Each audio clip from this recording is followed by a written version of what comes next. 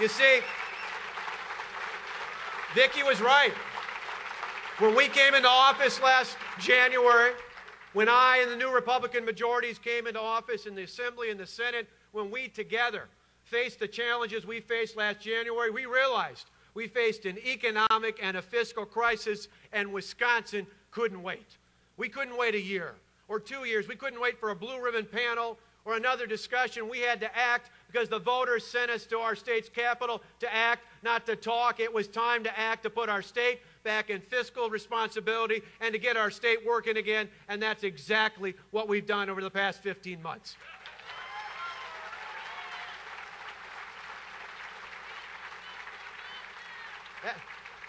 That's why we acted right away. You know, we faced an economic crisis in this state. And so on the very first day in office, I went over to Scott and Jeff Fitzgerald, and I gave them the letter that officially called all the lawmakers back in the special session. We acted right away. We passed some of the most aggressive pro-job agenda of any state in the country. And despite what you see in the media, overwhelmingly that piece of legislation, those various packages, passed overwhelmingly with not only Republicans, but an independent and a good number of discerning Democrats who understand these aren't about Republican jobs, these aren't about Democrat jobs, they're about Wisconsin jobs, and we put Wisconsin jobs first.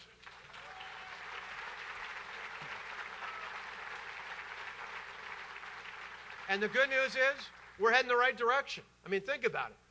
In 2008, 2009, and 2010, under the previous administration, under the previous legislature, which was controlled by Democrats, we lost 150,000 private sector jobs. Governor Doyle and his allies raised taxes on businesses some 20%, and our unemployment rate topped 9%. We leveled things off last year, and in the first 2 months of this year alone, we've seen more than 17,000 new jobs created in the private sector. The unemployment rate is now below 7% for the first time since 2008. We're heading in the right direction.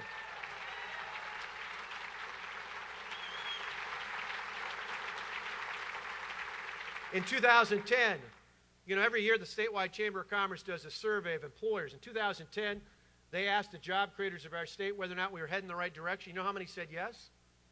10%. 10% of our employers thought we were heading in the right direction. That same survey was conducted earlier this year. You know what that number went up to? 94% believe we're heading in the right direction.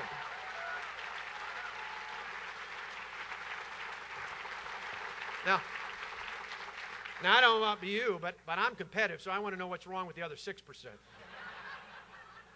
But we're heading in the right direction. You know, for us, it wasn't just about fixing the economic situation in the state. It was also about putting our fiscal house back in order. And Vicki was right as well. You look around America last January, nearly every state in this country had a budget deficit. Nearly every state out there. And they had choices to make. We did too in Wisconsin. Now, other states like Illinois, they raised taxes to balance their budget, and things only got worse. They raised taxes by 2/3 on individuals and almost 50% on businesses. And a year later, they're facing massive reductions in terms of their services. They're closing 14 state facilities, laying off public employees, cutting more than $2 billion from their Medicaid. We didn't have to make those choices. We avoided massive layoffs.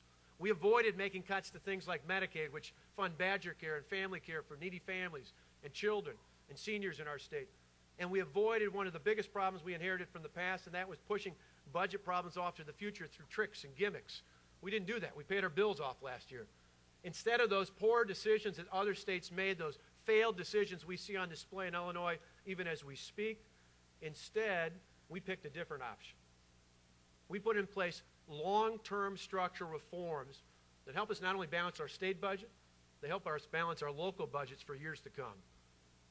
We thought more about the next generation than we did about the next election. And isn't that what you elect us to do?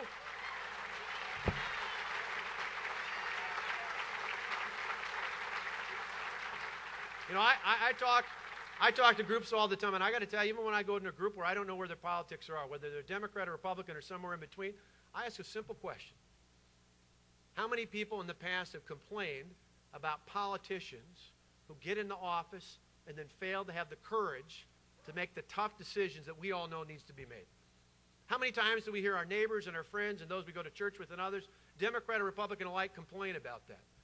What we did last year in facing up to our economic and fiscal challenge was truly truly about thinking about kids like my son Matt and my other son Alex and every other kid and grandkid in this state so that they could inherit a Wisconsin even greater than the one we inherited. That's what this is all about. But the best thing we did wasn't just about fixing the economic or fiscal crisis in Wisconsin. The best thing you've heard the least about is we made our government work better for the people we serve. No better example than education. You see, for years, there's always been this false choice. You know, I've got 2 kids in a public school, and yet Tonette and I are property taxpayers, and we're often pitted in the world of politics that you either got to be for great schools or sticking at the property taxpayers. You know, one way or the other, you can't be both for the taxpayers and schools at the same time. And yet I say that's a false choice. You see, what we did last year was about empowering people to make better choices. And a great example of that comes when you talk about school districts. You see, for years, school districts all across the state had to buy their health insurance essentially from just one company. That company just happened to be affiliated with the teachers union. How convenient. Well, because of our reforms, they don't have to do that anymore, and literally school districts all across the state had bid out their health insurance and saved tens of millions of dollars. That's money that goes directly into the classroom.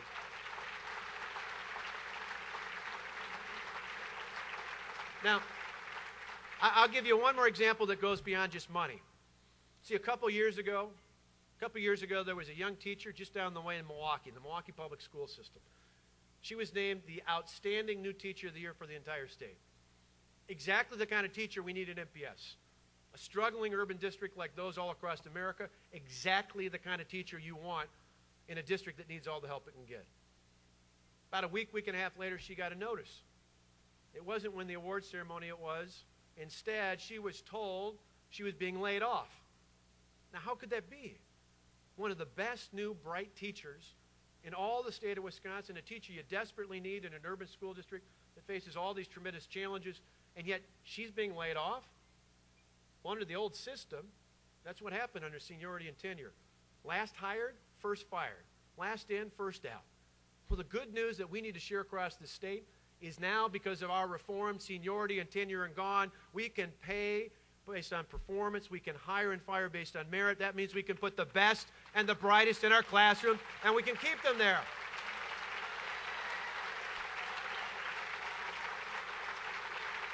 Do not for 1 second apologize to anybody about where we stand on education. We are fundamentally pro-education because we care about the students and getting the best and the brightest in the classroom.